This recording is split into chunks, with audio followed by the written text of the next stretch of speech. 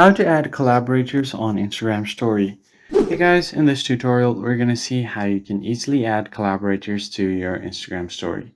First thing first, you can just open up Instagram, and in order to add a story you can just swipe right on your screen to access the story section. Now from here you can just create your story. I'll just go ahead and access my story here. Then once you are ready to post, right before you post, you can swipe up on your screen to bring out the stickers menu, and then you're going to have to go to mention here. If you don't find it, you can just search for it here, but it's going to be usually right here on top. So just tap on mention, select any account you want to collaborate with.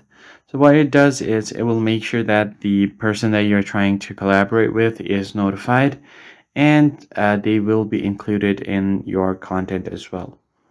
So that's how you can add collaborators on Instagram story. But if you want their name to come up alongside yours, alongside your name, then you can use your Instagram's collaborate feature on your feed or post. So that's basically it, guys. If you found the tutorial helpful, hit the like button below and subscribe, and I'll see you guys on the next one.